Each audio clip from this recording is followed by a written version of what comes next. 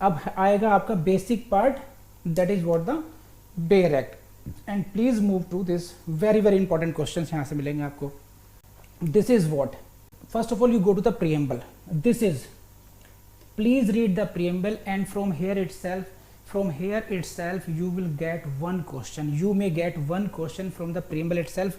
पढ़िए जरा क्या है, whereas it is expedient to consolidate, it is expedient to consolidate, इन शब्दों को घोट लीजिए अच्छी तरीके से, consolidate, define and amend the law of evidence, it is hereby enacted as follows, meaning thereby at that point of time, it means at about 1871-72 या इससे पहले का टाइम, वहां पर ऐसा समझा जा रहा है कि जो एग्जिस्टिंग लॉ ऑफ एविडेंस है वो स्कैटर्ड है, that should be consolidated, that should be clearly defined and existing laws should be amended, therefore we want to consolidate, define and amend the existing law of evidence, and therefore we are enacting the present Indian Evidence Act 1872। बताइए बात समझ में आई नहीं आई? From here itself, so in this is इस line से, from the line of preamble you will get the question in your prelims exam। कैसे question आएगा लिख लीजिए, prelims question। The purpose of the present Indian Evidence Act was option A, to consolidate the law of evidence, option B, consolidate and define the law of evidence, option C, consolidate, define and amend the law of evidence, and option D, to enact a law of evidence। Answer is what, बताइए? C. So these are very important words, और इसीलिए मैंने आपको ये अलग से लिखे, आपको हाईलाइट किया है, consolidate, CDA, don't forget this, prelims के लिए इतना इंपॉर्टेंट है, it is important for your prelims, not important for your mains. And now I come to this section number 1, most important for the prelims, one question is expected from here itself, short title, extent and commencement। this act may be called Indian Evidence Act 1872, don't forget, see बहुत छोटी सी बात है, it is the act of 1872, यहीं से question आता है। कैसे question आएगा लिख लीजिए, exact name of the Indian evidence act is what, Indian evidence act 1871, यहाँ पे चेंज कर देंगे बस वो 1871, 1870, 1872, 1873। तो अगर आपने प्रॉपर ईयर पे ध्यान नहीं रखा तो यू में मिस ए क्वेश्चन हियर, तो don't forget this, it is the Indian evidence Act 1872। P for prelims लगा लीजिए, यहीं से क्वेश्चन मिलेगा प्रीलिम्स में आपको। नेक्स्ट आइए फटाफट, it extends to the whole of India, अब ये रेड लाइन है, except the state of Jammu and Kashmir, this has gone for ever now, ये हमेशा के लिए लाइन अब चली गई है, एंड इसको मत भूलिएगा। दिस इज व्हाट, मैं ब्रैकेट लगा रहा हूं और मैं कट भी लगा रहा हूं इसलिए आपके सामने, except the state of Jammu and Kashmir की लाइन अब कुछ लोगों के दिमाग में रहेगी, लेकिन अब ये लॉ में नहीं है, ये समझे? अब ये बेसिकली जो है इंडियन एविडेंस, ये सेक्शन 1 है, it is dealing with what, देखिए क्या है इसकी हेडिंग, एक्सटेंट, शॉर्ट टाइटल तो आई गया Indian evidence Act 1872, extent means basically it is applicability, कि on what where the Indian Evidence will be applicable. तो इन दिस सेक्शन 1 में आप देखेंगे, we are discussing what, territorial applicability of the Indian evidence Act, कि what is the territory where it is applicable, and the answer is before you, it extends to the whole of India except Jammu and Kashmir has gone now. Second is what, on what kind of proceedings, on what forums it is applicable, because एक term use कर लिया आप लोग, देखिए I am writing for you, there are multiple forums, you see there are administrative tribunals, there are arbitrations, है ना, there is a civil court, there is a criminal court, different forums are there to decide a matter, है ना। कई forms हैं. Whether Indian evidence is applicable in all kind of forums? Answer is no. So you will have to identify what are the forums where Indian evidence is applicable and where Indian Evidence Act is not applicable. Tabular notes ना लेना, यहाँ से आपको question मिलेंगे ही मिलेंगे. And please see again देखिए, ये रहा आपका सेक्शन 1. इसको इसी तरीके से देखिए, टेरिटोरियल एप्लीकेबिलिटी एक बात हो गई, एंड फिर वो प्रोसीडिंग्स कौन सी हैं, वो कार्रवाई कौन सी हैं, और वो कौन कौन से फोरम्स हैं. टिप्स पे रटे होने चाहिए बाबू, टिप्स पर, otherwise certainly you are going to miss one question. First prelims question, section number 1, never in mains but always in prelims. क्या है देख लीजिए.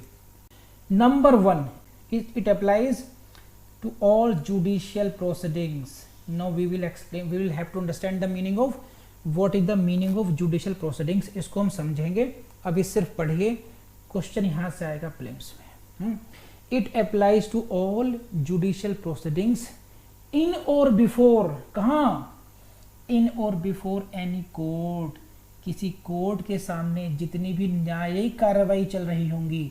It must be a court, it must be a judicial proceeding, then Indian evidence will be applicable. Applies to all judicial proceedings in or before any court. This is the first question. Second question is whether Indian evidence is applicable in case of courts martial. The answer is what? Yes, including. It applies to all judicial courts including court martial. Again second question of a prelims. Next आ जाइए, including court martials other than, यानी कि it is not applicable on all courts of martials. आगे बढ़ते हैं, फिर कौन कौन से हैं. या it applies to all judicial proceedings before any court including court martials other than what.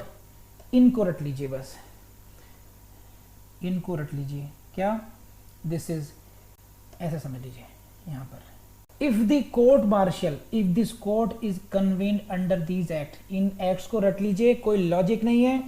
Army act, naval discipline act, Indian navy discipline act 1934 and this 1 2 3 4, ये जो 4 एक्ट्स है कौन से, army act, this one, naval discipline act, this one, number 3 Indian navy discipline act 1934 and this is for the air force act.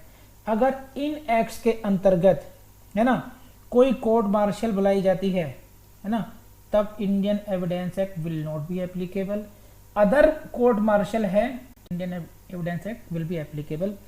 तो court martials को आप 2 categories में, court martials को 2 कैटेगरीज में इसने डिवाइड कर दिया. Indian evidence act divides courts martial into 2 categories. 1 category is under these acts 1 2 3 4 जो मैंने लिखे हैं. यहाँ पर इंडियन एविडेंस एक्ट एप्लीकेबल नहीं होगा, और अदर में इंडियन एविडेंस एप्लीकेबल होगा P4 प्रीलिम्स. हाँ है ना. नेक्स्ट, अब आगे पढ़ते हैं. But note to affidavits present to any officer again prelims, whether it is applicable in case of affidavits, no. And note to proceedings before an arbitrator. Arbitrator के सामने जो है प्रोसीडिंग्स है, वहां पर ये एप्लीकेबल नहीं होता. Again this is the question. So basically you keep this it in mind. Indian Evidence Act 1872, it applies to all judicial proceedings including court martials, but it does not apply to affidavits, arbitration proceedings and the court martials under these acts. So basically you will have to remember, you will have to cram basically where Indian Evidence Act applies and where it does not apply. It applies to all judicial proceedings, it applies to the court martial as well, but it does not apply to the affidavit, it does not apply to the arbitration proceedings, and it does not apply to the court martial under the Army Act, Naval NDA Act, Indian Navy and Discipline Act, Air Force Act. In 4 act में नहीं होता. तो basically इस slide को याद कर लीजिए, आपका उद्धार निश्चित है. एंड देन कम सबसे favourite question, it shall come into force on the first day of September 1872, 1 सितंबर। ये प्रीलिम्स में क्वेश्चन आएगा और ये हमेशा याद रखना, मुझसे बिना पूछे बिना कहे जितने भी आपके एक्ट्स आपके सिविल्स में आने वाले हैं सभी के टेबुलर नोट्स बना लीजिए। कैसे? ये बनेगी टेबल, एक्ट का नाम, एक्ट और डेट ऑफ एनफोर्समेंट, इस तरीके से बस कौन सा एक्ट कहाँ कहाँ एप्लीकेबल है।